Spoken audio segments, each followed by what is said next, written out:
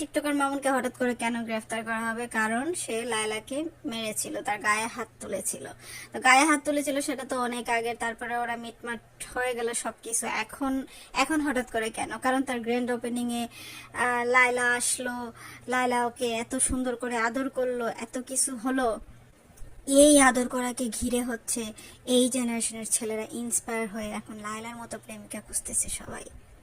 কিন্তু তারপরও হঠাৎ করে এখন কিভাবে পুরান মামলা নতুন করে সামনে চলে আসলো? এখন কেন টিকটকার মামুনকে গ্রেফতার করা হবে? এবং লায়লাও তার পেজে কন্টিনিউ গ্রেফতারের নিউজগুলো শেয়ার দিয়ে যাচ্ছে। তো ঘটনা কোত্থেকে ঘটলো? এখন আসি আসল ঘটনায়। তার আগে ছোট্ট করে একটা ভিডিও দেখে নিন।